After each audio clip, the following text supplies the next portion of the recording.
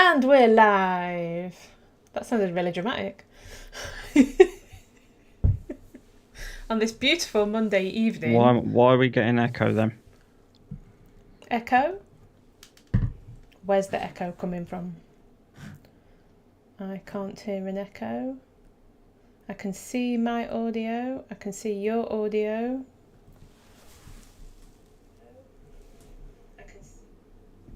Everything's turned down. Where are you hearing an echo?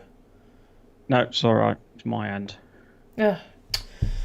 It's a very dramatic introduction. Hello and welcome to the Incompetent Technologists. Oh, don't. I will figure this out. I thought I'd done really well. I followed a tutorial. I figured out the desktop audio. I've got a couple of trailers that I was going to play, and it knocked your audio off because I am just not clever enough with all this stupid Mac nonsense. It's doing my head in. I keep trying. And I'm old and I don't understand anything. I don't think I do too bad, to be honest. But I think Mac purposefully just like to piss people off and not allow you to use anything that doesn't belong to them. But they don't make these things. If there was Mac versions of these things, or it just worked, I would use it, but they don't. So yeah, well, that fuck was you, Mr. Jobs' idea of telling you, you need this, you don't need that. I want to stream, and I want to stream with somebody that isn't in my house. I want to play computer games with people that aren't in my house and show the world and piss about and stuff. And drink tea while I'm doing it. I need a deep breath, hang on. Relax. So, it's daylight. I know. I'm sat here looking out in the garden. We have daylight. It's practically our summer. Today it's been really warm. Tomorrow it's going to be lovely, and that'll be our summer. We'll go back to normal rain. Yeah. I think I saw a meme about it actually today. I'll just check while I'm talking. It was like the weather app, and it was something like, this is England. Today the temperature is 15 and we're all in shorts and t-shirt. And next Monday it's 2 and there's a little snowflake. Yeah, it's totally true. They did say on the phone that it's... I don't know if you can see. Yeah, Monday, Tuesday, Wednesday, rain. Yeah, snowflakes. Tomorrow it's 21, Wednesday it's 19, and then it just goes down to 8 next Monday with a 50% chance of snow on Tuesday. Lovely. Welcome to England. But it is quite nice having the, I'm going to say early nights. I mean, longer nights, sunshine, daylight at least. For I can start going running again. Yay! Yeah, I need to do that. Yeah. I started and then stopped. Yeah. Oh yeah, you did. You went out a couple of times, didn't you? Yeah, I did it for a few weeks. I got to about week 4 of the couch to 10k. And then it kind of got hard, and then my legs started hurting. It was like, it looks like a raindrop's falling. I'd best stop at home. I can. Is that rain? Oh, I best stay in. And eat biscuits and drink tea. So, we brought chocolate hobnobs. Oh my god, chocolate hobnobs. Yeah. They didn't last long. The biscuit of biscuits, I think. Closely followed by bourbons. I don't know, bourbons are a bit plain, a bit boring, I think. I'd rather have chocolate. An Oreo. Well, now you see, Oreos,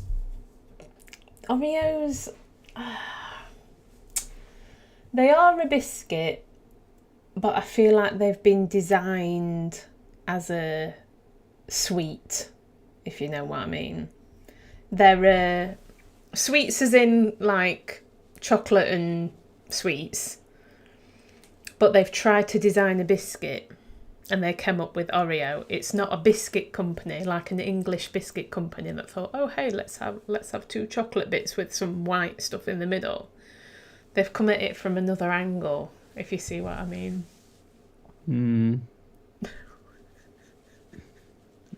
I still like them. Still want them. Have you had any of I saw an advert, aren't there like some Lady Gaga ones or something? No, I've not seen them. Oh, I saw an advert. I think they're pink. I don't know, to be fair. Let me have a look.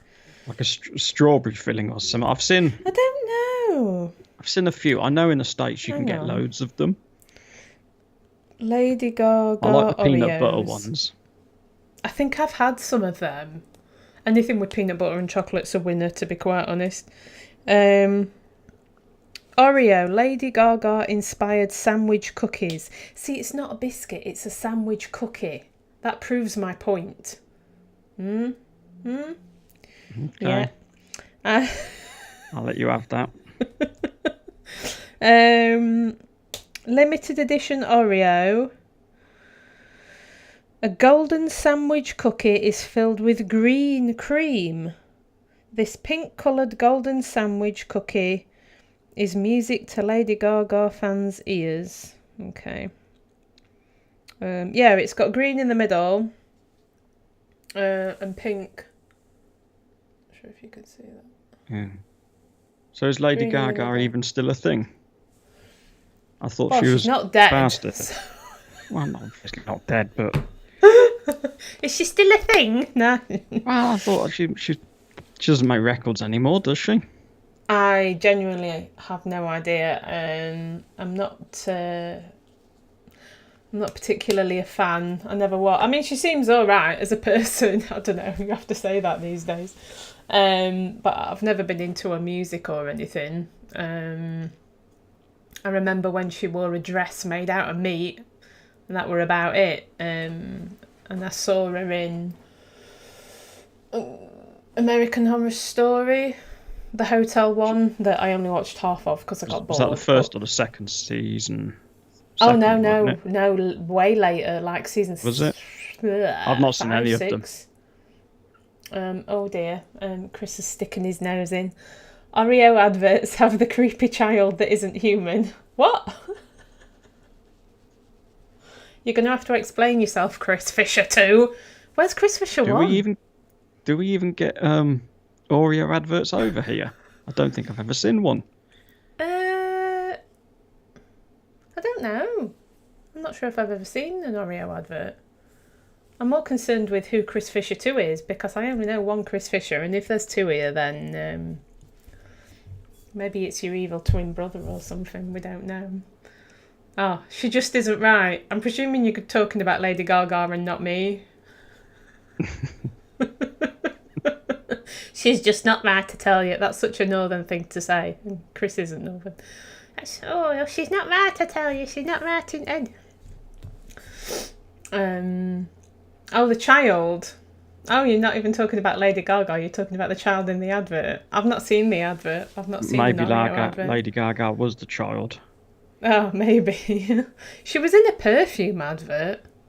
I can't remember what perfume advert it was, but she had a big red frock on. I don't know. It's not really important, is it? It's a bit by the by.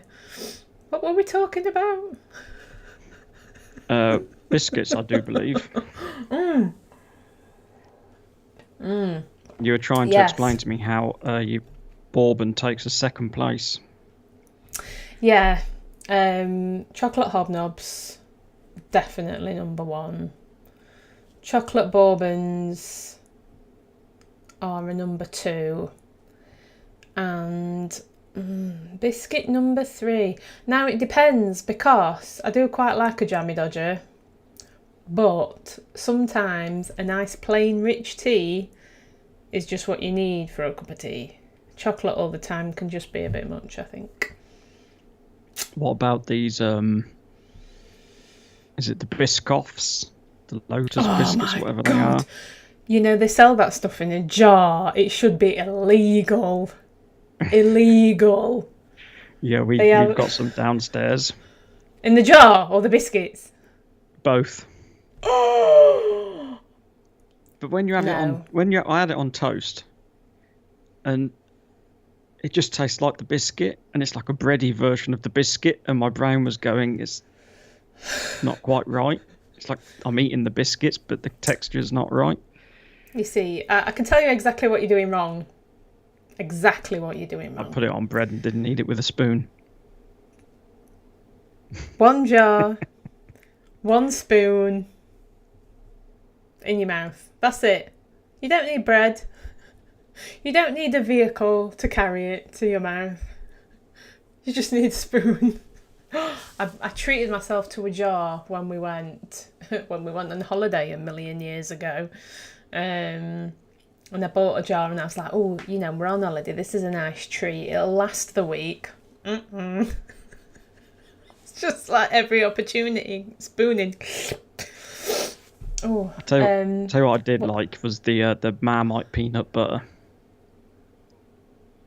Oh, that was lovely. Oh.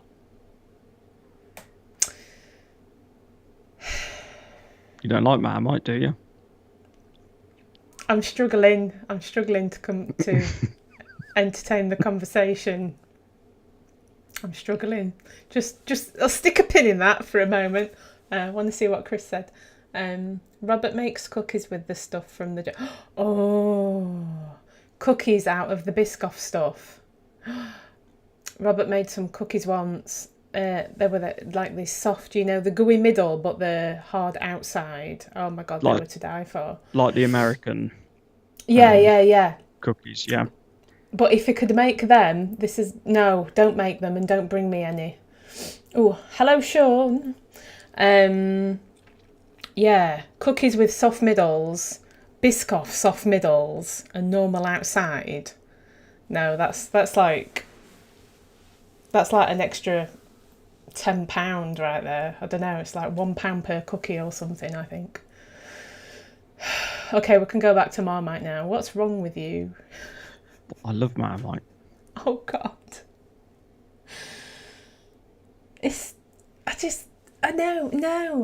No. Honestly, if I was being executed and I was allowed one meal, I'd have crumpets. Tell me. Crumpets with real butter on, so that it's floating on a sea of it on the plate. Salted butter, or... Oh yeah. All right. And then I'd have Marmite on top of it. Oh, mate. Marmite and crumpets was... Then I could be executed rather happily.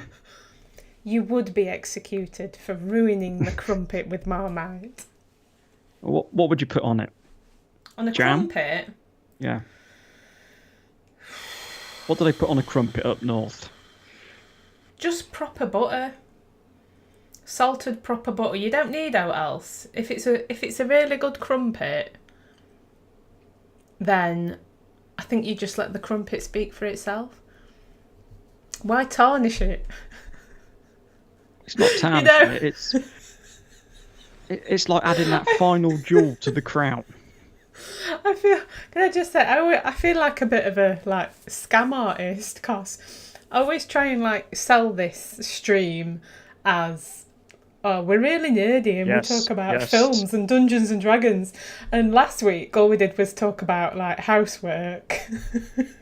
And we spent the last 10 minutes talking about biscuits and crumpets. Is that just an English thing?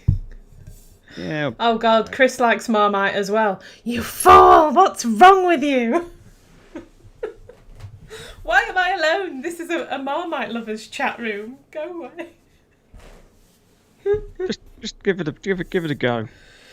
It's vegan friendly, isn't it? I believe so. Oh, what do they have in Australia? Vegemite. I was going to try and do an Australian accent, but I don't think I will. Vegemite, no. Shut up. It's the same thing, isn't it? Yeast extract. Yeah, well, no, because one's made with vegetables, isn't it? I'm sure it's vegetable extract. And the other's yeast. Isn't it like the same thing though? Because if Marmite's vegan friendly... Oh, I've got a stiff neck. I don't know, truth be told. I've never had Vegemite, so... But yeah, Marmite Lovers Unite, you can start your own club. I'm not joking. So, let's find out. Let's get back onto the nerdy stuff. Well, what tonight you been doing? I am sporting my very nice Jurassic Park t-shirt. It is actually a pyjama top, but I wear it as a t-shirt. Do you know, I was about to make a joke as pyjamas. And then I was about to make a joke about it looking like some pyjamas. Oh, quite glad it is actually a pyjama top, and it comes with these tighter than tight, teeny tiny hot pants, which I'm very clearly never going to wear. But the t-shirt's really nice. But it is actually a pyjama top, allegedly. So, are you sporting something fanciful this evening? I can't see. I've got an old Cthulhu eating the Death Star t-shirt. Very nice, very nice. Nice little crossover there of fan bases. From QWERTY about 1 million years ago. I had to stop looking up there because I was spending too much money. I don't think I own any t-shirts that are that old. I don't know, I'm sure women's clothes, it's like you wash it and you wear it 10, 15 times and then they just start falling apart. I'm sure men's clothes are just made of stronger stuff. I don't know how old. It'll be 6 or 7 years old, this t-shirt. But then I tend to wear them until they fall apart. Oh. Although that is a lie, I have got some t-shirts from when I was like 15, but they're like band t-shirts that I'm going to turn into a cushion or something when I get round to it. I've been saying that for about the past 10 years, so I ain't got round to it yet. I've seen them where they've sent them away and that people have made them into like these big throws, like a cover for the bed. Yeah. My friend did some of her own and she made them into like some cushion covers and that. Because I'm clearly never going to wear them again. But I didn't want to get rid of them because they remind me of my ill-spent youth. Full of faggots and beer steins. Yeah. That was it. You know what? I was thinking, my like teenage years, it was literally the Oasis song "Cigarettes and Alcohol." That was it. That was literally all I needed in my life. As long as I had a packet of fags and a pint of Fosters, because it were £1. That was it. That was literally all you needed. We used to go clubbing in jeans and t-shirt and trainers because it was the 90s and, grunge. And that was it. And I think I used to wear a bit of mascara or something, but there were none of this contouring, whatever they have to do now. I think we lived a lot freer in the 90s. You sure it was just because the nightclubs were dark and it seemed a bit pointless? Well, that as well, because you couldn't really see each other. Do you remember when you used to go to nightclubs and at end when they put lights on and you're like, oh, I can see. Oh God, I can see. No, because I never really stopped to the end. Oh no, I was there when it opened and I was there when it shut and I danced all night long. I was never a nightclub person. I hate nightclubs. I hate normal nightclubs, but I used to like the alternative ones. So we used to just go to pubs. There used to be a few pubs in Oxford that had opened late. Yeah. Normally the biker pubs. No, we had one club in particular we used to go to. And it seems mad because it felt like it was open for forever and it was like 10 till 2. which is like 4 hours, and it felt like you were there for your entire life. And they'd always start off with like really proper heavy stuff to begin with, and they'd like play Cradle of Filth, and nobody danced to it because nobody danced to it. And then there'd be like 3 headbangers, 3 lads, always same 3 lads that'd be at middle at dance floor giving it some. And then they had your Marilyn Manson section, so that's when like me and my friends started, you know, sidling our way onto the dance floor. And basically you just put your hair in front of your face and walk backwards and forwards and nod a bit.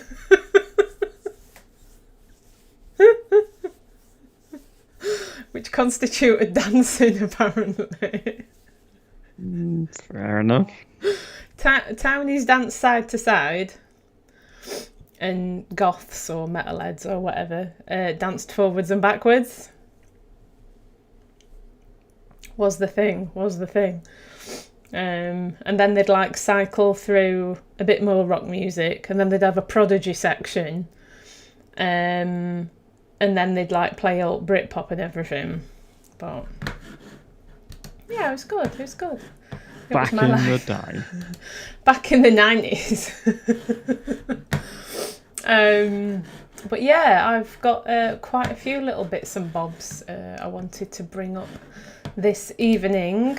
I did actually figure out how to get the desktop audio to play through my streaming software, but doing that then made your audio disappear. So I had a couple of trailers set up that I was going to play on the stream, but sadly that won't be happening because I'm going to have to sit down and figure it out again. But so what were they? What were the trailers? Well, the first trailer, although you're probably not interested because you don't like scary films, it's a French film, and I'm probably going to pronounce it wrong. Meandre.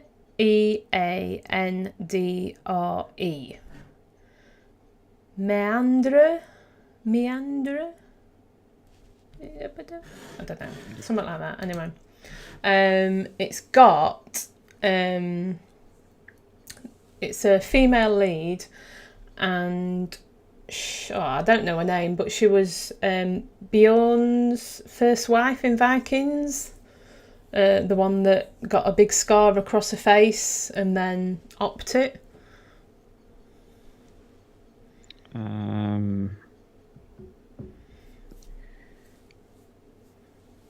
No? Yeah. Can't remember her name.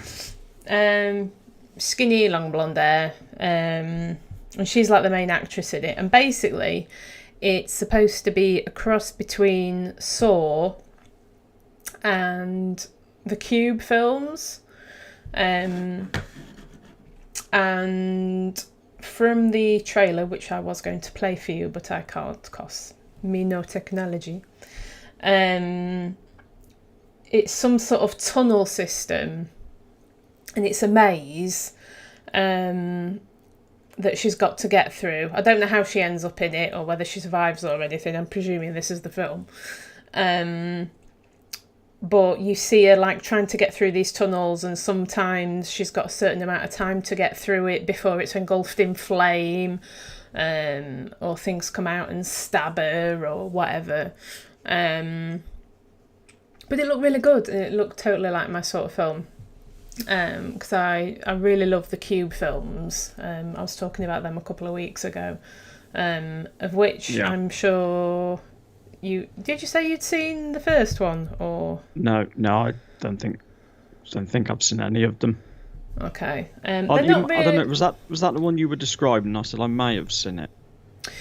The Cube, I think that came out in the early 2000s. It's Canadian, and they literally wake up and they are in a cube room, and there's like a door on each interior side, and you know, obviously they're trying to get out, and they have to test the doors, and it leads to another room, and there's another puzzle type thing to figure out. The second one was called Hypercube, and then the third one was actually a prequel called Cube Zero. But they're not like horror films. It's like a thriller, psychological job. So you might like them. I don't know. Have you seen any of the Saw films? I saw the first one and was just like, this is just violence and horror for the sake of it. There's not actually really any story. Oh. So I was never a fan of them after that. It was just like, no, it's not for me. I liked the first one because I really didn't get it till the end. And when he stands up and you're like, huh? Oh my God, he's been there all the time. Oh my God. And that, I really, really liked that. I like them sort of like, jump out from behind. Twisty. Is it a bit late for spoiler warning now? Yeah. Oh, it's a really old film. If you've not seen it, tough. But the later Saw films I got really fed up with because it was just the same old shit that they were, churning out. Isn't there a Saw ride at Drayton Manor or some theme park? There was one at Thorpe Park, I think. Must be the one I was thinking of. I always wondered how that worked as a ride. Or was it Alton Towers? I feel like I've been on it. I think it's Alton Towers, or it was Alton Towers. A long, long time ago, though. I don't know. I have a vague recollection of being on the ride, and I haven't been to a theme park in forever. Saw the ride. Roller coaster in England. Thorpe Park. Thorpe Park, okay. Because isn't Thorpe Park got the Darren Brown? Yeah. Thing? Yeah. I've not been in or on that because I think it's one of them walk-through experiences, isn't it? It's not like a ride, so to speak. I thought I've not been on it, but I think the videos I saw was like you were sitting in this train carriage and then it's all sort of done to make you believe certain things go on in this train carriage. I don't know. I don't know. I don't know. It's one of them things I think they say don't video it or don't show anyone or tell anyone because it will spoil. Yeah. Spoil for others that haven't done it. So it's not the easiest of things to see, but it's... I like Darren Brown. I've not seen any of his recent stuff. But I do like the way he just sort of like says, I'm completely tricking you and manipulating you, but it's just like science, I'm not a medium talking to the dead or what other rubbish. It's just like proper straight with it. So I like that. But yeah, I think I've definitely been on the Saw ride. I've just got a recollection of queuing up and hearing the Jigsaw voice as you're like queuing up. Queuing up at theme parks, the torture enough. That probably is the ride. Well, I've got issues about Thorpe Park anyway, so we'll leave that. But this film does look really good. Don't get us a slander case against Thorpe Park. Oh, shit. I hate them. Going to theme parks in the school holidays, you're just asking for trouble, and I will never do it again because people are wankers, and that's basically it. So yeah. But this Meander film, which I think comes out on the 16th of June or July. I don't know if that's just in France or if that's like a worldwide type job. Is it a French film? Is it in French? It's in French. Yeah, so it's in French and it's a French film. Yeah. But I'm quite happy watching subtitles. So, it says 16th Juin. Is that Juin? June? I don't know. It's a long time since I did French. I think so. I got a B though in my GCSE. I got an unclassified, I think. Oh, scandalous. Any movies that you're awaiting the excited release of to run to the cinema when we should be allowed? No, I don't go to the cinema. It's too expensive. You know that. I waste my money on other stuff. I don't waste my money on stuff I can't own. True. So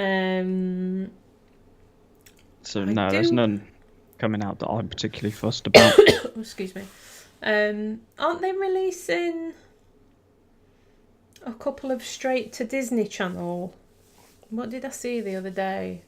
You've got Raya the Last Dragon or something. That's on there now. But you've got to pay like 20 quid and I'm tight, so I'll be waiting until that's free. But I'm sure there's two more. I can't remember if it's Star Wars or Marvel, because in the same article it said that the other company would never do straight to Disney releases, but I can't remember which way round it was. I think, did they say Black Widow was... Yes, could be Black Widow, yes. Yeah, now you've said it, I think I remember seeing the advert. Yeah. I didn't really read the words much because she was stood there in a skimpy tight cat suit and it was a bit distracting if I was honest. What did it say? I don't know. I was just looking at her in the cat suit. I didn't see the words. Yeah, well, there was some word. I don't even know what it was advertising. It's just Scarlett Johansson. I'll tell you what, have you seen her in Lucy? Yeah. Although that really film really quite annoyed me. But I loved that film. It's based on like wrong science though, which is a bit... This we only use 10% of our brain theory, which is like a bit of rubbish really. And that's like what the entire film's based on, so it kind of annoyed me a little bit. Okay. I think what happened was there was like this article came out and it was like, oh, we only use 10% of our brains, and it was like, oh wow, what do we do with the other 90%? Oh, you know, maybe we're going to evolve into superheroes or whatever.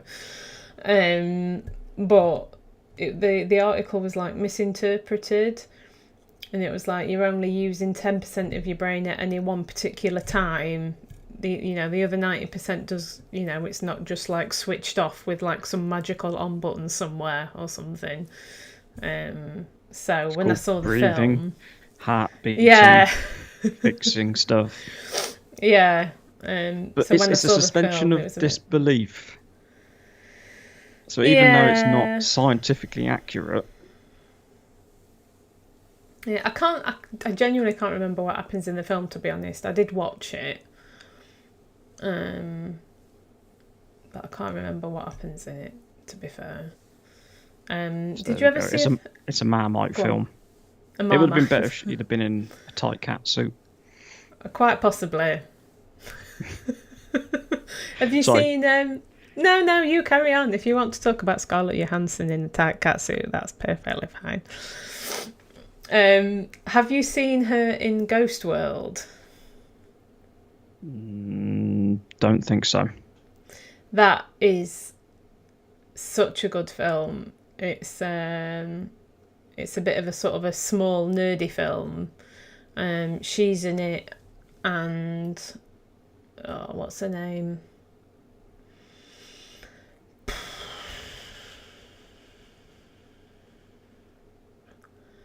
She was in American... What's the one called with a... Yeah, that's it. Thora Birch. Well done. You've just Googled it. No, it's just off the top of my head. I can see you looking down. You see it reflected in my glasses. Yeah. Yeah, Thora Birch and Scarlett Johansson, and it's like this slightly off-key. I don't want to call it a B movie because it's not a B movie. It's just like a smaller scale film.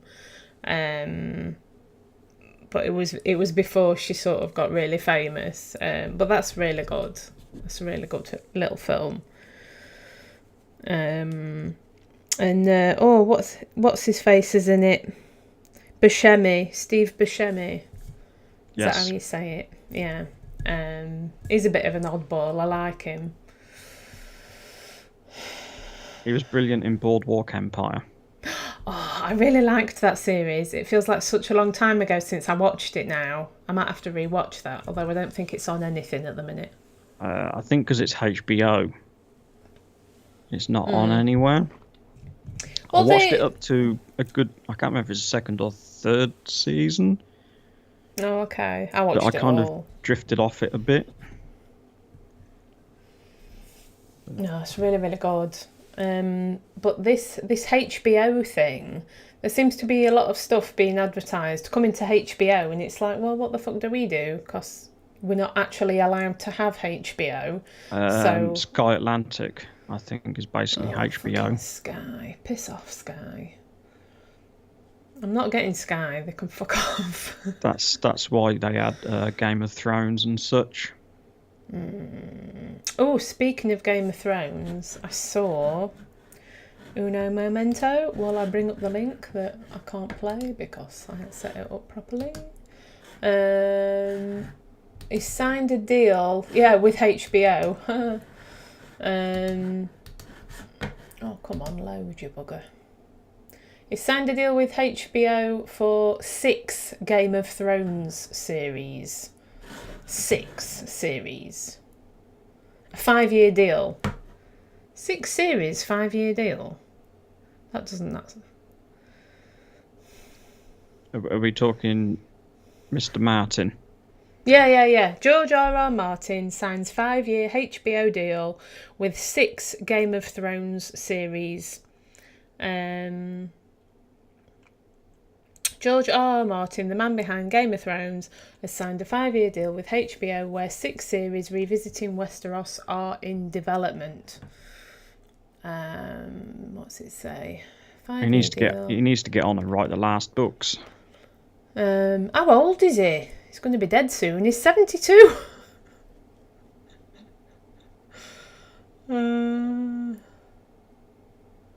Yeah, it doesn't really say out much else. It just waffles on about him.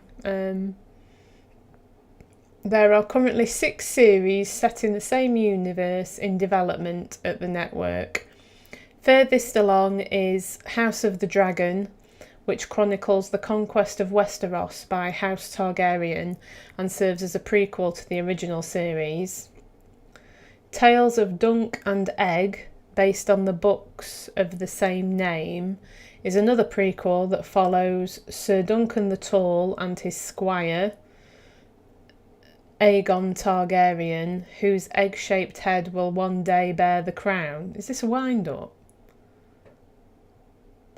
10,000 ships. I think, though, has the Game of Thrones boat sailed? I think so many people were pissed off with the last season that it's... Nobody's really talking about it, or it doesn't seem to have stopped in pop culture for as long as other stuff has. Yeah, that's basically what I was going to say. I can't remember how I came upon it, but I think there was a Reddit thread, or whatever they're called, and they were talking about fandoms. So like Lord of the Rings, I've forgotten his fucking name now. Who directed them? Peter Jackson. That one, yeah. His films, they've still got a massive fandom and it's been talked about like today. Yeah. obviously Star Wars and whatever else.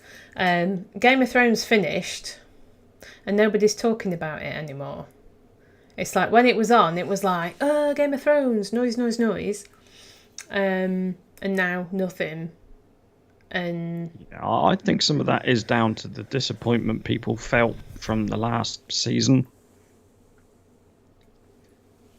it felt very rushed, I think. I didn't hate the way that it ended, but I think it felt like it should have been 2 series worth of story, you know. I didn't hate the ending particularly, but it was just so squashed. But it wouldn't stop me from watching something about it again, but I'm not sort of chomping at the bit like, oh my god, there's new Game of Thrones stuff coming out, quick, I want to see it. I just don't feel like that. Whereas the Tolkien stuff that we're probably still going to be waiting another 5 years from Amazon for is like really exciting. So it is, but I mean, they're working on their Wheel of Time stuff at the moment first. And I do genuinely think that will be bigger than the Tolkien stuff if they do it right. Yeah.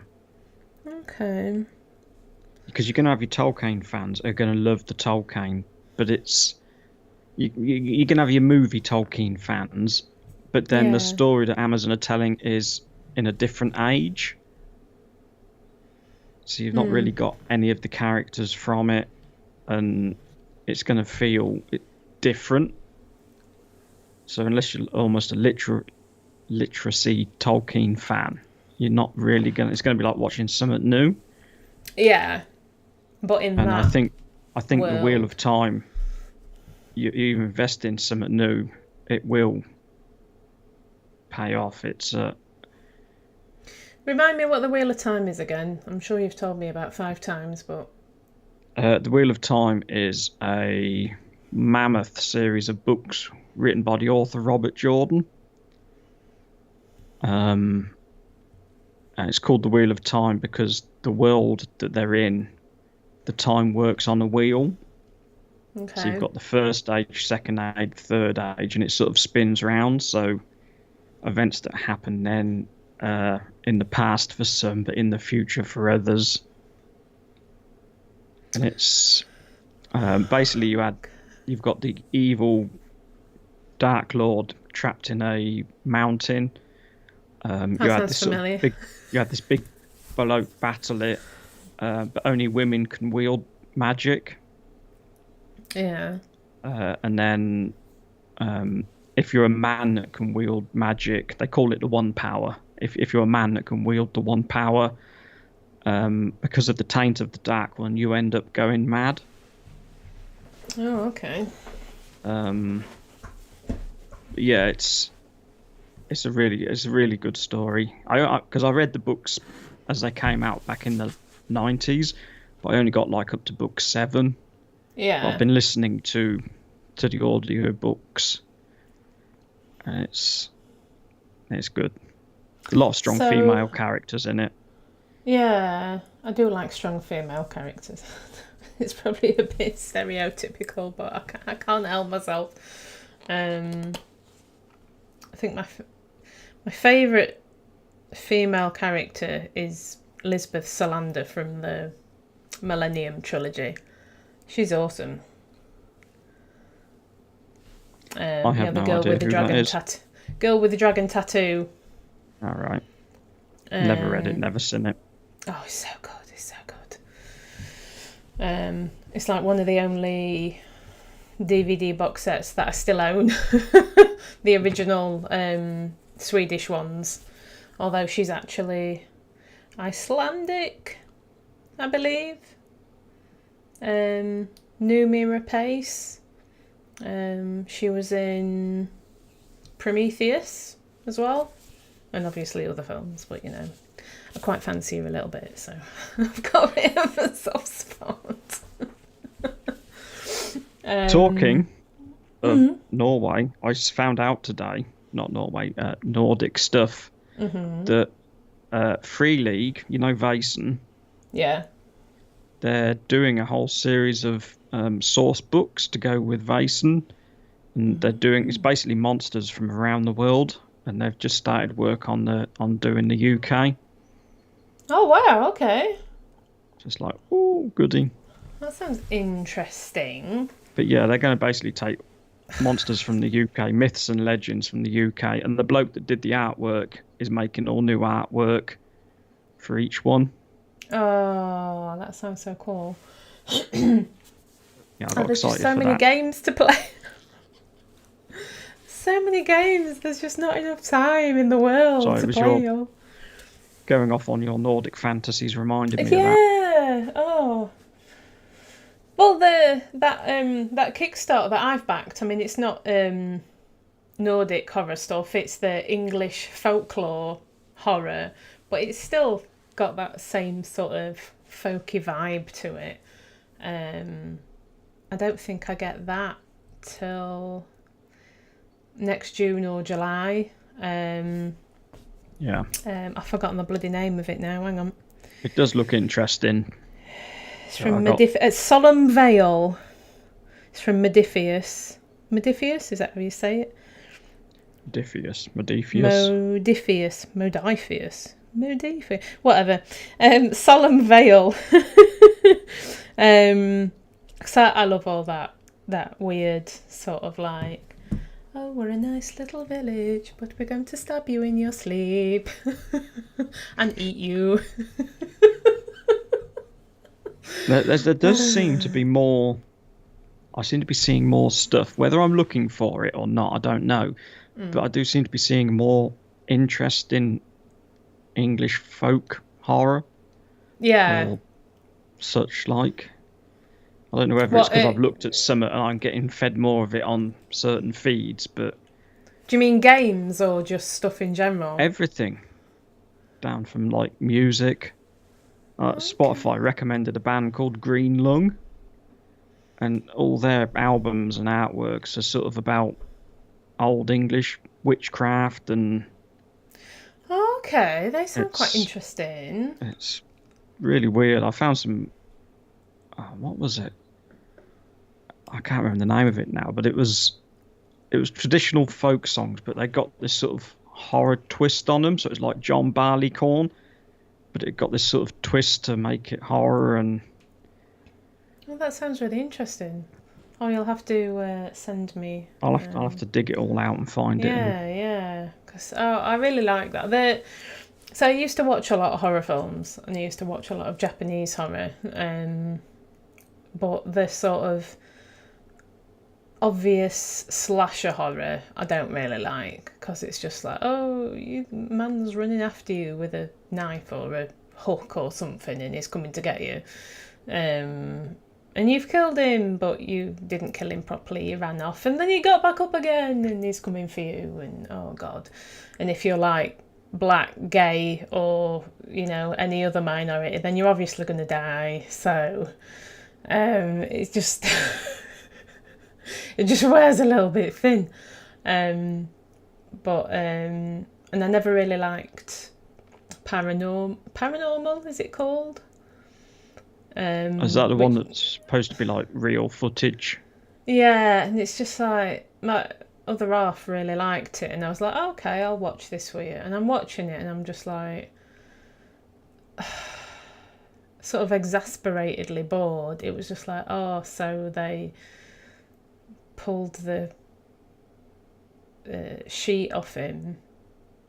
Wow, that's scary.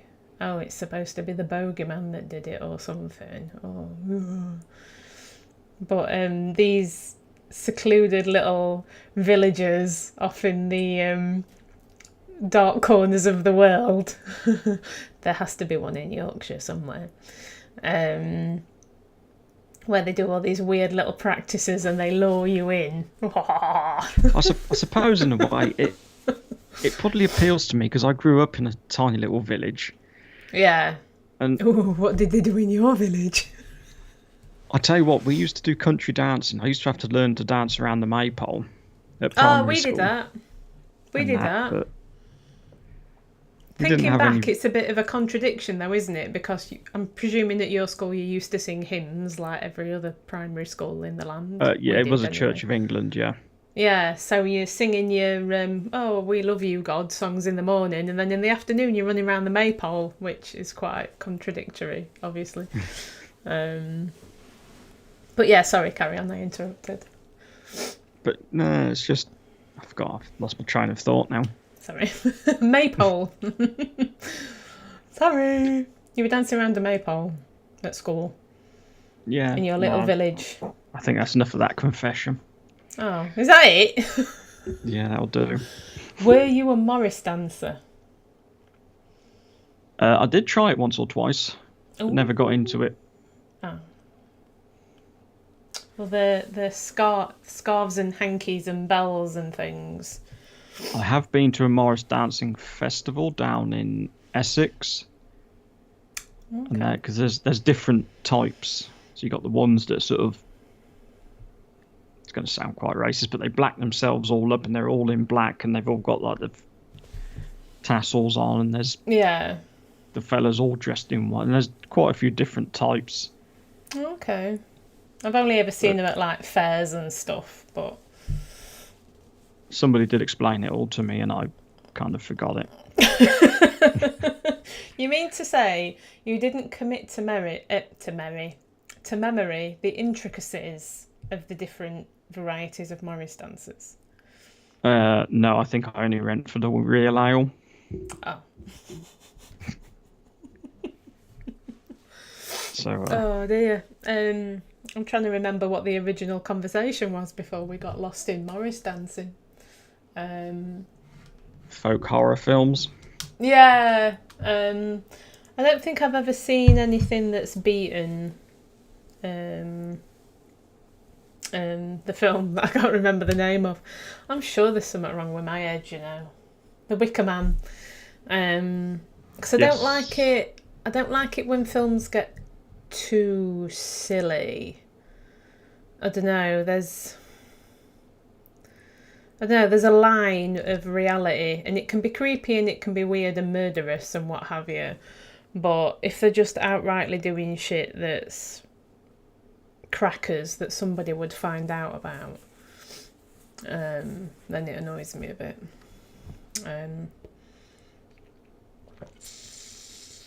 I did like, what's that film that we were talking about with the Swedish mythological... No, the other one. With the stag that has like an upside down man on its head or something. That's an actual like thing, isn't it? I can't remember what that was now. Because isn't there a D&D 5e version of the monster? I'm sure we were talking about it when we were doing a game. Probably. Which reminds me, actually, we've not talked about this D&D game. Let's have a look. Where's it gone? Dark Alliance. A new D&D game launches on the PS5, Xbox Series X and PC this June. Dungeons and Dragons Dark Alliance is coming. Again, I had the trailer all set up, but I can't play it because computer says no. I tried to pre-order it because you get something free, and it won't let me. No, I've read that before. I think they're waiting until a certain date to start pre-orders.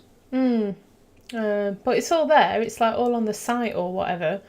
But it wouldn't let me pre-order it for the PlayStation 5. Yeah, I think the game is kind of like I love Vermintide, the Warhammer version. So I think it's like a cooperative game where there's a group of 5 or 6 of you, and then you basically have to take on these monsters. I don't know how much of a story mode is in it, or... Oh, okay. The trailer I'm not sure if I like good, playing co-op. I don't like people at the best of times, to be quite honest. Oh, God. My little boy plays Sackboy on the PlayStation 5. And there's an online mode. And I always turn the mic off on his controller just in case. And generally everybody else does as well, whoever is playing with online. So there's no communication. It's quite child friendly. But you do have to turn the mic off. And somebody's parent had clearly forgot. And I could hear this French kid, chuntering on in French, and you could hear mum in background in French, clearly. That was quite funny. But today, and this is why, you have to monitor your kids when you allow them to play on these things. It was clearly a bloke, because I could hear him, and he was like swearing at the game like a normal adult would. We're like, oh, fucking idiot, what are you doing, stupid prick, blah, blah, blah. But it's like my 4-year-old child is controlling one of these characters that you're playing with, and you're like, at least over 20 or something, and you're effing and blinding. It's like, mate, these are all kids. And he got booted out of the game before I could sort of like change the situation myself, because he swore. I could hear him talking, and I was like, right, I'm not having that. And then he swore, and I was going to take the controller off him and change him to another game. But before I could, it came up and somebody booted him, and I was like, you're playing with little kids. There's no point having a fucking stress about it. I don't know if he didn't realise, but yeah, co-op games in general. I think they're all right if there's enough of you, if you got enough mates to play it. Yeah, people that if there's IRL. 2, 3, 2 or 3 of you, or maybe more, and you're like, oh, we'll have a game tonight. You know what I mean? You have a session of a few hours playing it, then you get on Discord and you can have a laugh, sort of thing. But yeah. I tend to buy games when they're cheap, and everyone else has moved on to something new by then. I was going to say, I can imagine a situation where, let's say we're playing this D&D online game, and friendships could be ruined. Well, if it's anything how serious you're going to take it. Well, let's say if it's anything like when I've played games with my other half, which I know we talked about it ages ago. I think it was Splinter Cell. And I just couldn't get used to controlling the character. So my character was literally like holding his guns or whatever, and he was just looking up doing this because I couldn't figure out how to turn him properly. It's like, why would you do that? Why would you do that? What are you doing? It's like getting really stressed out. And I'm like, I don't know. I can't control the character. Like, what the fuck are you doing? You say that now.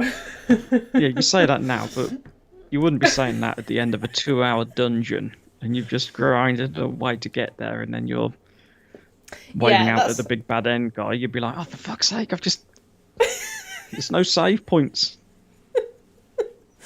Yeah, it might be a bit different. Oh, we'll have to see. I will get it because I literally have nothing to play on the PlayStation. I'm like, a bit of Red Dead still, a bit of Sackboy occasionally. I even downloaded I was looking at the releases, and there doesn't seem to be anything coming out that striking. I literally feel conned. It was like, oh, this game, Cyberpunk, PlayStation 5. Oh my God, I need this. Managed to get the goddamn thing. And Cyberpunk's just a pile of shit. I mean, what have you got coming out? I don't know. You got the Harry Potter game still says TBA. Horizon Zero Dawn 2 TBA. I think they're the only two that actually mean anything to me, to be honest. Well, we got Resident Evil 8. I'd probably give that a go, although I get really stressed out playing Resident Evil. I like it, but I'm like this. There's a fucking, I can't kill him, stress, tension. But I like it, but it's like quite bad for my mental health. Oh, so we got Final Fantasy VII Remake. Didn't you say you've been playing that? But one of the older ones that they remade. It was free on like the PlayStation Plus thing, so I downloaded it. So I had a little go on that. But that's all I'm doing. Clank. I don't really think that's my scene.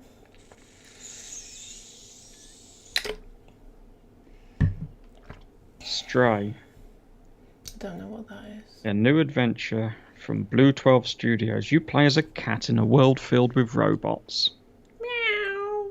As a cat exploring a strange world, you'll gain a unique perspective from the eyes of a feline who can sneak under cars, traverse over rooftops, and go about unnoticed. Sounds like crap, to be honest. Ghostwire Tokyo. Ghostwire I've heard of. That's Bethesda. I think I have heard of that. That might be set in Tokyo. It takes you to the city which has been overrun by paranormal threats. Strange occult events have caused devastation, and the vast majority of the city's population has mysteriously disappeared. After you gain supernatural abilities all of your own, it's up to you to explore and fend off the evil spirits. Okay. That's coming out in October, apparently.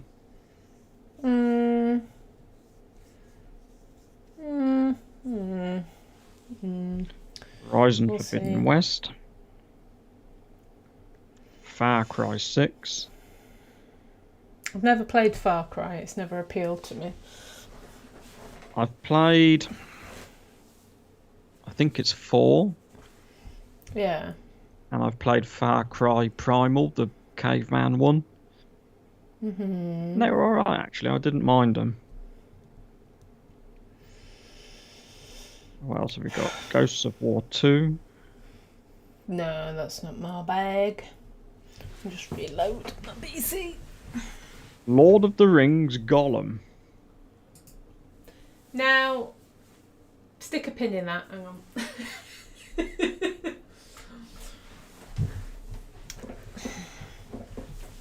Games based on movies. Maybe it's a book. Games based on books, whatever, are inherently shite.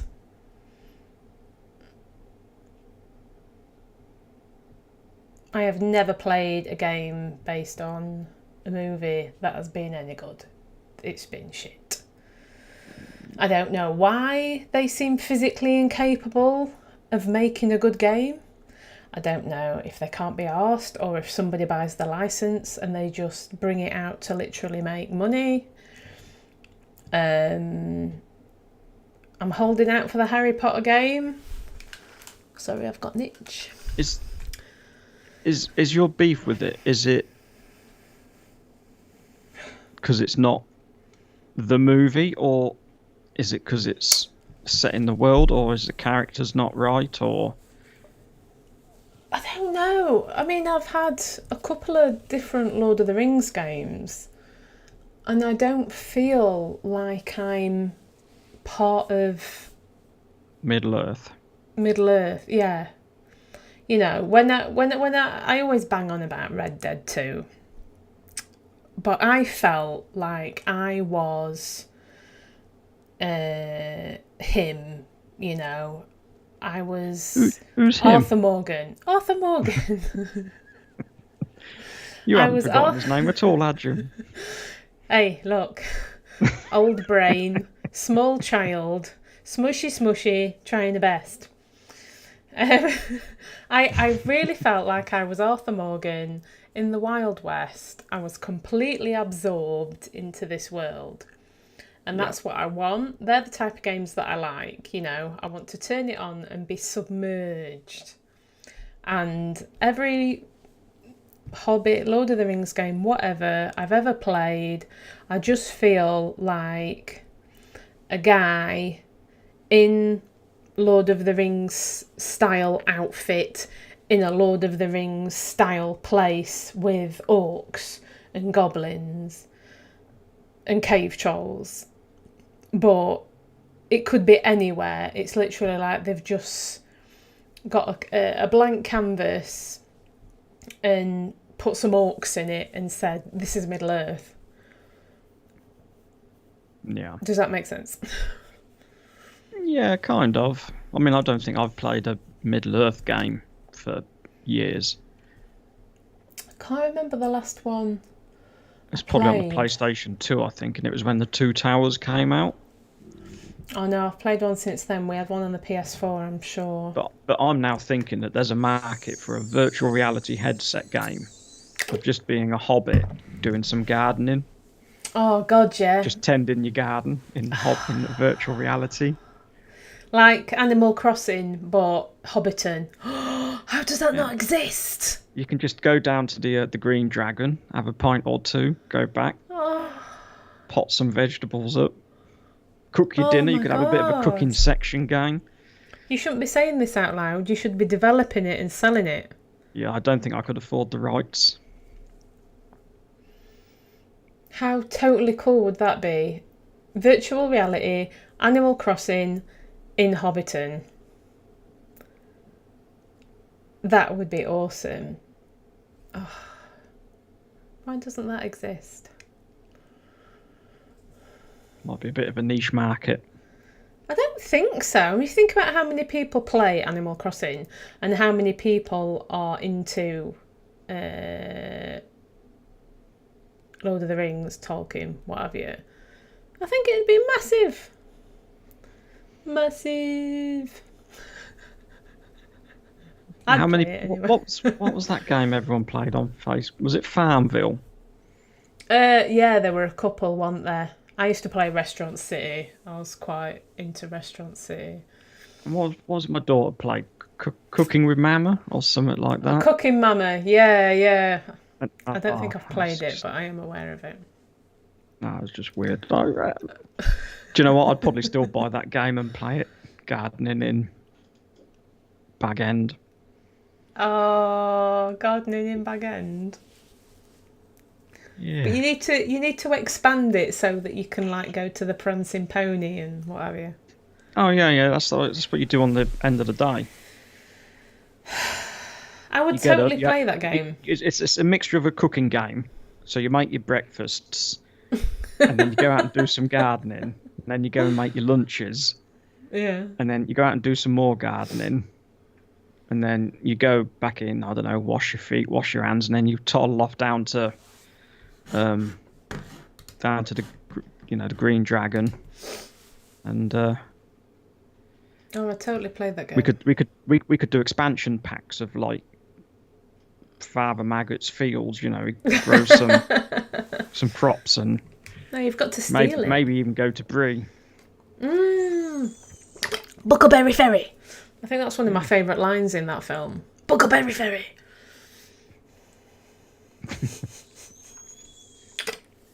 I haven't seen the film for ages. I was going to watch them, and then I found out they've redone them all in 4K. They've updated the special effects and recolorized them. I was like, I want to see them now. But then I looked in on anything. No, they're not on anything. But you can buy them on Blu-ray or Ultra HD Blu-ray. But they're like £80 for the set. Jesus. But do you remember, like, CDs and DVDs used to be expensive anyway. Like, going back to the 90s again. I'd go to HMV. Excuse me. Free for £20. Well, no, like, a Korn album was like $16.99, and that's what you had to pay. and then over the course of like 15 years, they went down to $3.99. It was corn. I used to quite like corn back in the day. You know, Jonathan Davis. But Recon a leaf. Yeah. But DVDs used to be like 15 quid a pop, and now they're like £2.50 or something. I mean, I don't think HMV still exists now, does it? There's only a couple of them left. They've all like. I think the one local to us is still there. Or it was pre-COVID, a year or so ago. I don't know. So it might not be now. But yeah, so that sort of price for a DVD, that Blu-ray Super Duper 4K, is it like an extended edition? So yes, I think you got everything. I think you got the theatrical cut and the extended. So 80 quid is probably about right. Well, that's to be fair. My missus said, well, it's just over 20 quid a film. And you'd be paying 20 quid for the special edition DVD, so... Yeah. I think 80 quid's probably about right, to be honest. It's just when I sit down and look at it up front. If I could buy them separately, I'd build it up that way, instead of just paying 80 quid out in one lump sum. That's what irks me. Can't you do it on one of them, what's it called, Klarna? Or is that just for clothes? Yeah, I don't think I really want to buy it on credit. I'm not that much of a Lord of the Rings fan. Buy it on tick. But yeah, 80 quid is probably about right, to be fair. But I think we're so used to having everything cheap sometimes. To be honest, now, if I can't stream it, I don't watch it. Yeah, the effort of getting up to put a DVD in, fuck that. I've got to get off my arse and put a disc in the machine. That's what the kids are for. Oh my God, when he can make me a cup of tea. I don't let other half make me a cup of tea because he does it shit. So I'd rather get up and make it myself, quite frankly. Like, I do that with coffee because I don't drink coffee. My coffee is renowned for being bad. So I get told my cups of tea are bad. You purposefully make it bad so you don't have to do it. I think what the scam is. I think it's because my daughter likes warmed up milk more than tea. Dishwater. Yeah. And my wife, it's got to be just right. There's a fine line, and I like mine stewed. Oh no, I can't drink it stewed. My mother stews it, and it's like really strong, and I have to pour it away and start again. There's a perfect middle ground, a perfect beige of where tea needs to be, and any variation from that sweet spot, it's gone now. So I'd rather make it myself every time because I just don't trust anybody, I'm afraid. I'll tell you what goes well with a nice cup of tea. A biscuit. That's a crumpet with some salted butter on, so it's floating on a sea of butter, and marmite on top. Oh God, marmite! I'm sure I've tried marmite. I'm sure I have, and I'm sure I thought, "What is this shit?" You know the big pots of, not the big pots, but the big pots of marmite. We get through about one of them a week. Oh, fuck off. Do you all eat it? Are you all weird? We used to, but then I made my daughter marmite on toast, and I made it too strong one day. Now she won't touch it with a barge pole. She's rebelled. Yeah. She's no longer part of the Marmite coven. So when she's 18, we're kicking her out because of it. You don't eat Marmite anymore, you're on your ear. Yeah. If that's all the housekeeping you're paying, you're getting just Marmite. See, I almost feel like Marmite is something that I should like, because I tend to like the things that most people don't like, but no. Do you like kale? No. Oh, that's all right then. Phew. Anyway, I didn't mean to bring us back to the Marmite debate. What were we talking about that was nerdy before we descended into housework and biscuits? We were talking about Lord of the Rings. Oh, computer games. Box sets and yeah, that was it. Video movies do not transfer to video games. Prove me wrong. I want to put that in a meme. I think the only time I have ever heard anybody talk positively about a movie that's been turned into a video game was GoldenEye on the SNES or PS1 or whatever. And I've never played that, but loads of people seem to bang on about that game like it's really good. But I've never played it. What about role-playing games? Well, because I've got the Adventures in Middle-earth, the D&D 5e Tolkien game, and I think that really works really well. The only movie... I mean, you've got things like there's a Song of Fire and Ice, the Game of Thrones role-playing game. There's been various Star Wars games. Yeah. I think they would be good because you immerse yourself in the world. And like when we played Alien, I think that's the only movie franchise RPG I've ever played. Do you know, listing all these off, and do you know, I'd forgotten I actually own that one.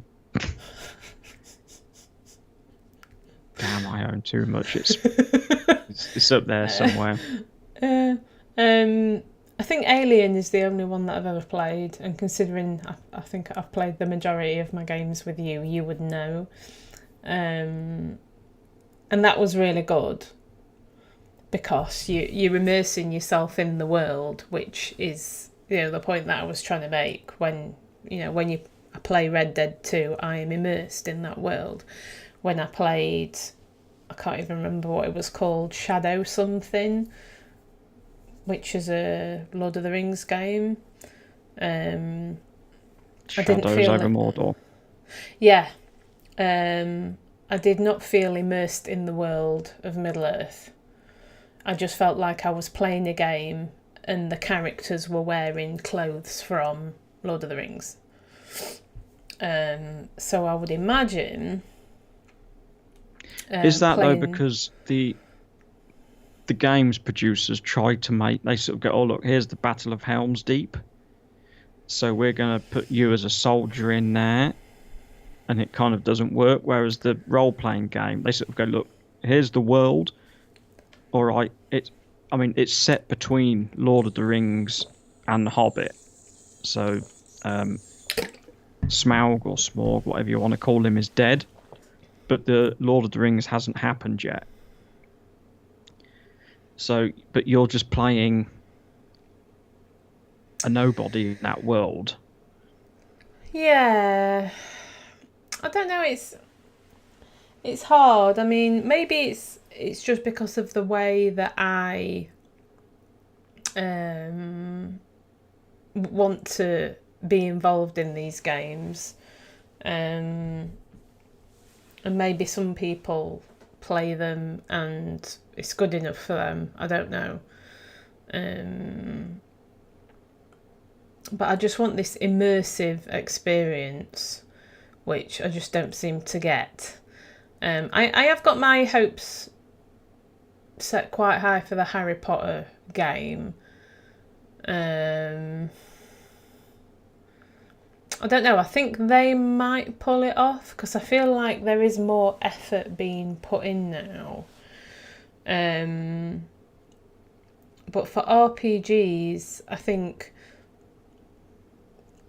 I think I would definitely feel part of it. Whether it's 5e or like their own system. I think I would feel like I was part of your world. So I don't know. Maybe it's if you want to play, Call of Duty, but you've got orcs coming at you and you're dressed as a, elf from Rivendell or whatever, then maybe that's enough. I don't know. But it just doesn't seem to I don't know, tick my boxes or whatever. I can't. Fair enough. We'll find out when it's real. I don't know. I just want to feel like these things are real, which is no. I want to be absorbed. Why does this keep going off? Oh, but see, saying that, I've just scrolled down this list, and I've just come across the Indiana Jones game. We were talking about that ages ago, weren't we? What were they releasing? An Indiana Jones open world sandbox game, which I could be so excited about. But I'm just like, hold your horses in case it's shit, don't disappoint yourself. It's Bethesda. They are good, but it's just like... It's also now part of Xbox. No, it says Bethesda Studios Machine Games is working on a brand new Indiana Jones game in conjunction with the newly established Lucasfilm Games. All we have had so far is a teeny teaser trailer, which is more matte painting than gameplay footage. But from it, we've deduced that it's probably set in Rome in 1937, which would place the game after Raiders of the Lost Ark and the Temple of Doom, yet before the Last Crusade. It seems to involve ancient stone circles, standing stones, and potentially even a lost race of giant cyclops. Bethesda says we'll be waiting a while for more info, though. Also including confirmation on whether it is on PS5. And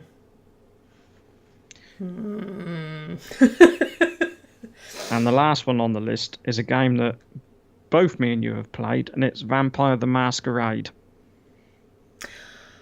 Yes. Now that's a game that's coming out. Or they're working on it.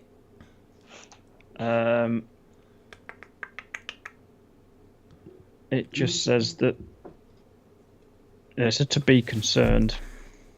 To be concerned, to be confirmed. To be concerned, I'm very concerned.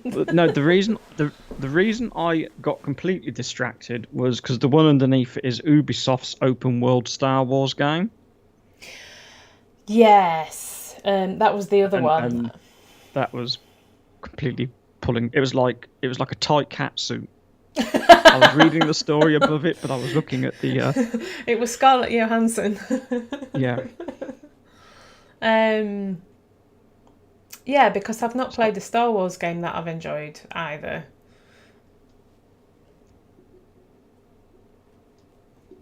I've not played that many, to be honest. But no, the one I enjoyed again, Battlefront, but then I got bored of it. It just got repetitive. Yeah, I think that's the one I played. What was the other ones that came out recently? There was something like The Fallen Jedi. Well, that might be what I played. I don't know. I'll tell you what did look good as well. Again, it's a bit like your D&D game in Vermintide. Was it Squadrons? Where you get your mates, like 4 of you, and you fly a group of X-Wings, and you fight other people in TIE fighters, or you swap around and you get like this squadron of... Ooh. So instead of being an army man running around, you're flying an X-Wing. Oh, that sounds quite interesting. Squads or Squadrons or something. I think I just don't like games where you are basically just a trooper, a person with a gun running around. It's like you can do that in any game, and it's just like you've got a different skin on. And the fact that they call it a Star Wars game, it's just you're in different clothes. The problem is though they're the games that sell. I know, and you know. Call of Duty, Fortnite, PUBG. Yeah. And there's all these people that want to make money off, and then there's me saying, I don't really like that sort of game, and can you make me a different one, please? I need immersive characters, and I want to be absorbed in the game and feel like I'm really there in the world. And they don't give a shit, and they just make Call of Duty Star Wars Edition, which I don't want to play. But no, if that Star Wars was like Red Dead, then I'd be more than happy. Oh yeah. But they're not coming out for like ages. I mean that's the other thing. These games take so long to come out now, and I know they have to put a lot of work into them, obviously. But telling me you're making an Indiana Jones game, and it's not going to come out for 4 years, you know, I could be dead by then. I always. You know, I mean, it's what if PlayStation bring out the 6 or? Oh, Christ. Do you know what I mean? The consoles would be. I know it's not normally a 4-year cycle; it's longer, but. Well, it bloody well better be, because they brought out this PlayStation 5 and there's fuck all to play on it, so. Although something came up in my feed today saying there's a new patch for Cyberpunk, and a little voice in the back of my head said, you could try playing it again. It might be better now. And I said, no, shut up. It's still shit.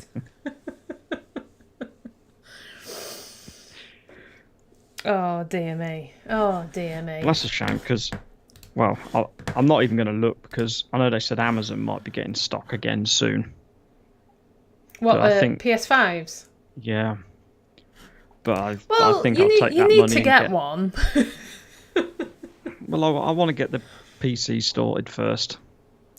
Yeah, I would do that first. I would genuinely. I would. Because then I would the say to catalogue of anybody, games don't would be rush. better. Yeah, there is literally no reason to rush out and get a PS5 because there's fuck all to play on it. So if you want to spend your money on something else, do that, and then come back to a PS5 like this time next year. Quite frankly, Might be cheaper. Yeah, and there might be something to play on it. Minecraft. I've never played Minecraft. My daughter loves it. Don't you just build stuff? Not me. I get bored, so I tend to find a big cave and fill it full of dynamite and blow great big craters in the world. Oh. But sounds... she makes these great big mansion houses and this is a so and so and okay. I still want to play Valheim, but I've got to get the PC sorted and I'm not sure. No, it should be fast enough to run it, but I need to check it out. I want to have a go at that. It does look good. I've watched a few people on Twitch playing it. Yeah. But again, it just looks like a Viking Minecraft. Oh, is that what Minecraft's like? Well, no, but it's crafting, isn't it? You've got to mine for materials. You've then got to build stuff. You know what I mean? You've got to cut down trees to make wood. And then once you've made the wood, you can make your house. Yeah. Yeah, I don't know. We'll see. Now, I have to talk about something different because I'm just keeping an eye on the time, and something I desperately want to bring up is The Last Starfighter. I've not seen it. That's an old film, isn't it? It is. It is. Guy lives in a trailer park, plays this arcade game called The Last Starfighter. Turns out it's actually a recruitment technique. I think I remember it. I haven't seen it for years, but I remember the film. Such a good film. Such a good film. And they are finally, and I say finally in a good way, not in a, oh my God, why haven't they done this before? In a good way, because too many films have been massacred by shitty sequels. But they are actually making another one. And I think it's called The Last Starfighters. And it's not a reboot, it's not a remake. It is set afterwards. Let me bring it up. A sequel to 1984's The Last Starfighter. Screenwriter Gary Whitta. He did Rogue One. Yeah. That's a good thing or a bad thing. I got a book by him called Abomination. Okay. And it's amazing. It's really good. Oh. Nothing to do with Star Wars. Oh, did you meet him? No, he sent it over from the States. Oh, okay. What does it say? Yeah, there's like it's not so much of an advert, it's like some concept art and stuff on the Sci-Fi Wire website. But yeah, we weren't interested in reinventing or rebooting or remaking the movie. We wanted to do a sequel that kept the original in canon, which kept the original storyline and honoured the original. The idea was to pass the torch to a new generation of heroes in the same way that The Force Awakens does. I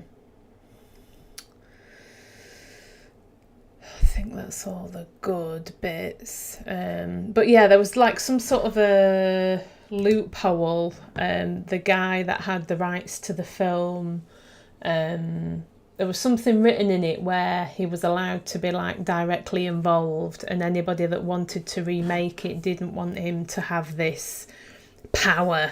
So it's never had a sequel or been remade or anything, which I think is a good thing, because it probably would have just been like, massacred. But they are finally doing it. I mean, Ready Player One sort of plays homage to the idea a little bit, it's like somebody that's playing a video game. You've seen Ready Player One, haven't you? Yeah. No. No. Why do we talk? But that marmite on toast. Oh, for fuck's sake, marmite. But yeah, it plays homage to the idea a bit. No, I absolutely love the original. And I always keep the meme, victory or death, and that's from that film. I always keep that one handy on my phone, because you need to say victory or death at least twice a day, I find. Go on.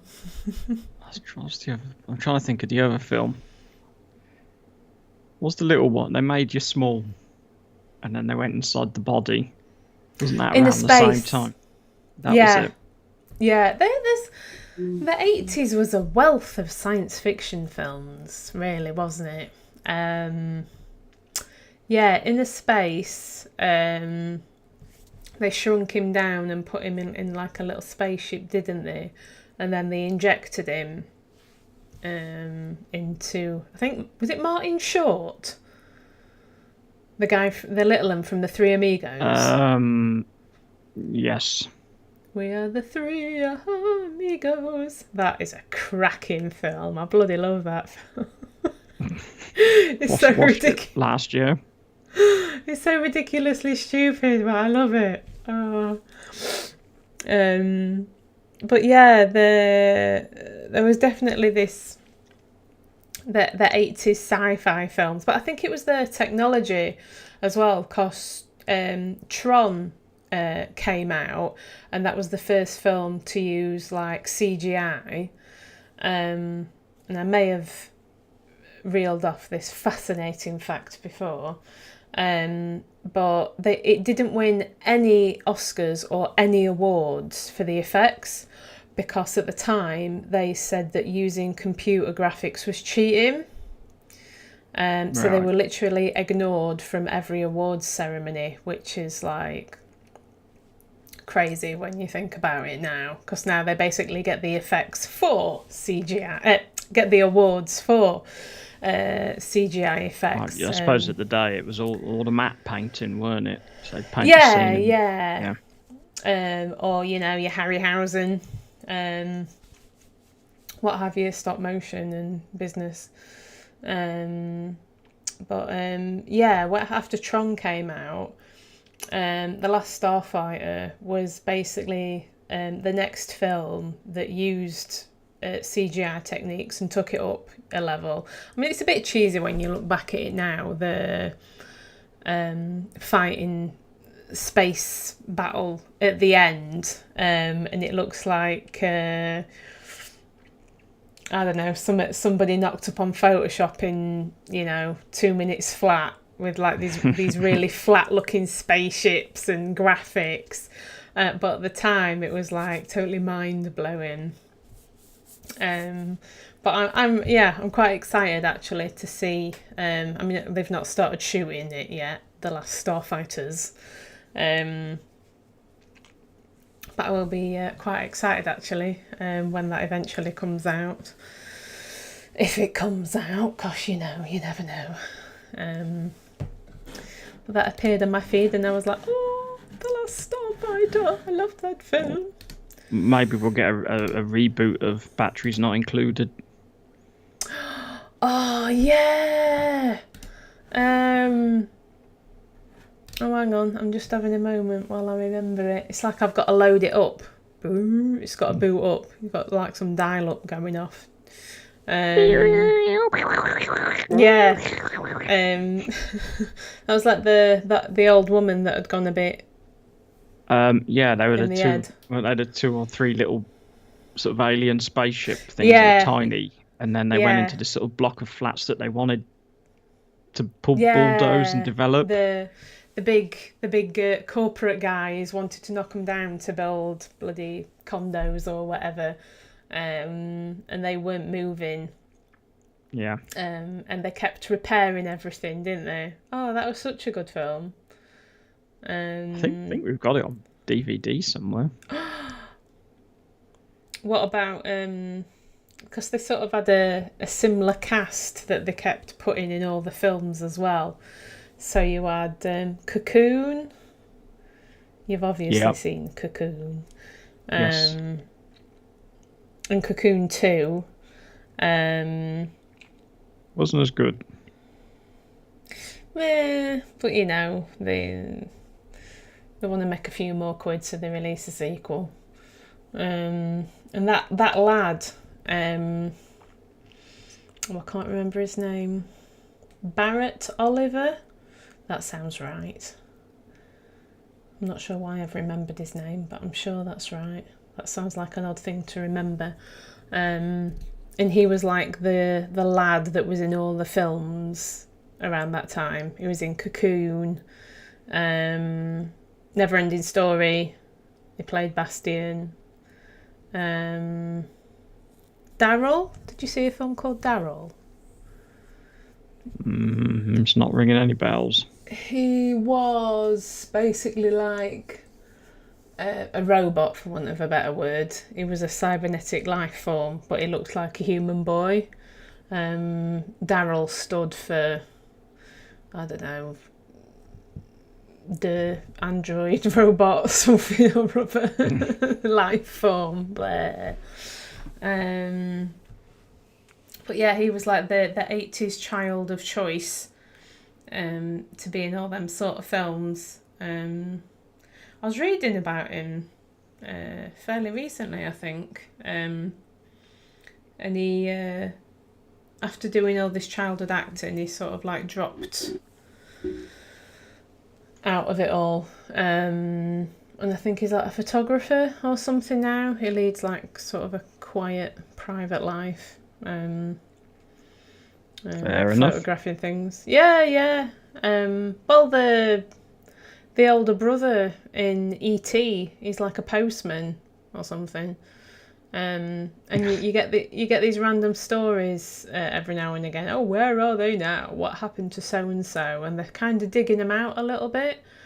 And I just think, oh, fuck off. You know, he was young, he was in a film, and then he decided he didn't want that sort of life anymore. So he's a postman, and he's, you know, probably a happy guy living a happy life. He's not because he's a washed up actor and he couldn't make it, so he ended up being a postman. You know, he opted out of that lifestyle. So it's not for everyone. Look where it got Drew Barrymore. Well, I mean, she did all right at the end, but it was a bit of a rocky road to get there. Yeah, we've not got the time or the experience to talk about it properly, but I would say Hollywood is literally riddled with paedophiles by the sounds of things. What's his name?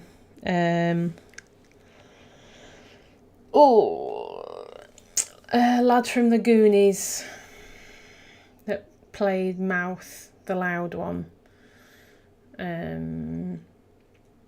He's been trying to speak up quite recently about the abuse that he received. I can't remember his name. He's made some sort of a documentary about it. But a lot of them in that sort of space and time, there's a lot of people sort of stepped up and said, oh yeah, you know, but nobody names any names though, so they obviously feel like they can't.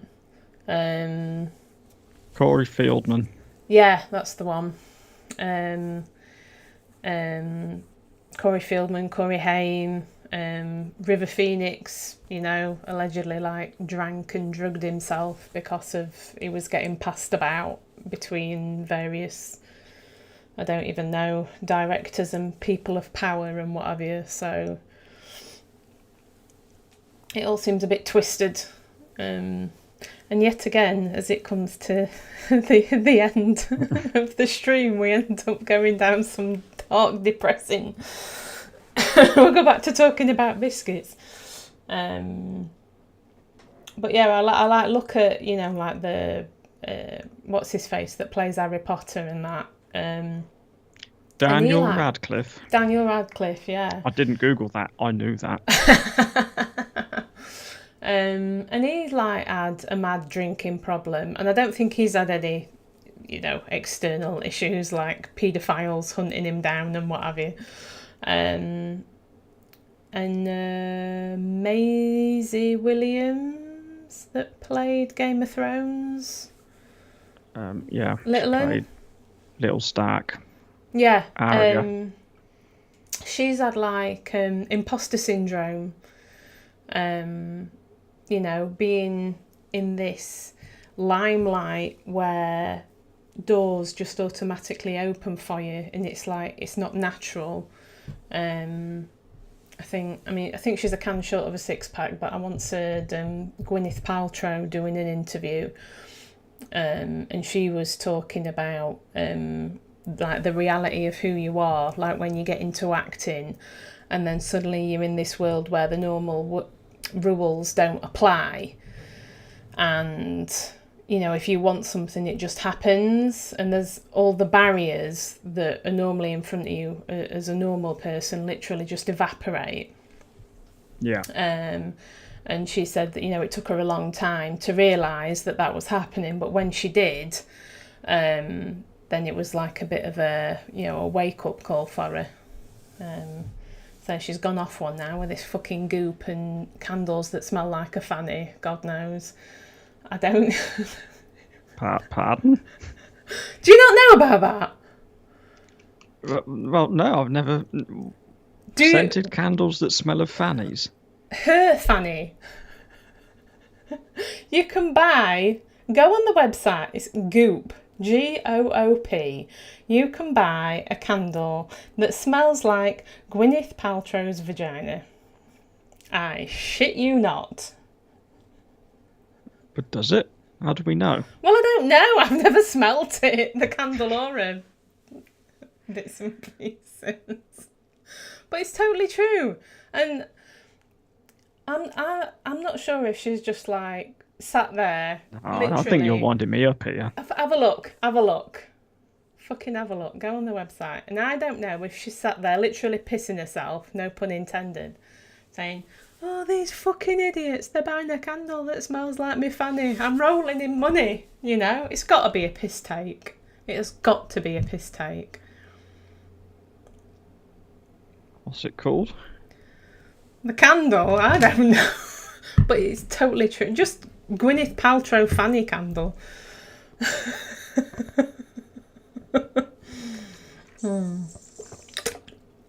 Oh, Chris says, cheer us up at the end of the chat with Biscoff ice cream. You can buy Biscoff ice cream. Please don't tell me you can buy Biscoff ice cream. I'm trying to lose weight. Jesus. Well, I'm not even going to Google it anymore. Have you not? It's a real thing. No, you're shitting me. That's not real. We're not going anywhere. We are not going anywhere. Right. You just don't want it on your search results. Gwyneth Paltrow candle. Yeah, but I want to know. Why I'm not even say that. What? I'm not even saying that. Are we kid friendly? No. Why is Gwyneth Paltrow selling a candle that smells like her vagina?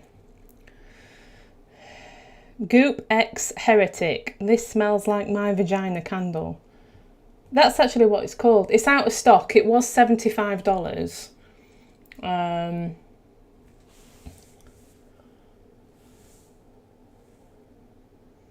See? This is the truth of the world that we live in. Right?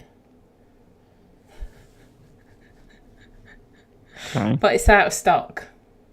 So, if you were hoping to get one, you can buy it on Tick.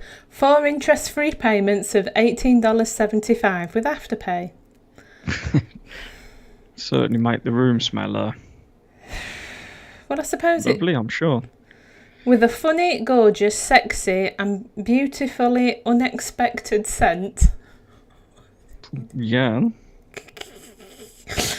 This candle is made with geranium, citrusy bergamot and cedar, absolutely juxtaposed with damask rose and ambrette seed to put us in mind of fantasy, seduction and a sophisticated warmth. So, that to me doesn't say it smells like an au naturel one. That's obviously the body wash that she's using. There are too many jokes and there are not enough hours in the day. I mean, I'm not an expert on the sense of... I don't know how far we're going to take this conversation. Yeah, no, I'm just going to... We'll call it a night, I think. I think that's a really good idea. We'll take this conversation offline.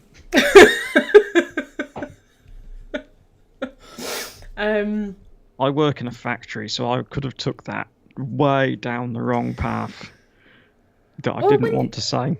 When are you back at work? I mean, you've got a nice juicy piece of conversation for the next time you're working with the lads. Yeah, I don't think so. Oh, all right then. Okay. Thank you to everybody who has watched us whittle on for the past couple of hours. It started with biscuits and crumpets. We did actually get to some nerdy discussions this evening. Woohoo! And we ended on fanny candles and Biscoff ice cream. So I'd say that about wraps it up for today. So it can only go downhill for me. Yeah. Absolutely. So I don't think we actually introduced ourselves. So we've got Jason Momoa's knob candle next week. Oh God! I've run out of words. I've been Hayley. And I've been Michael. And we'll see you this time next week talking more bullshit, come and join us. See you. Cheers, guys.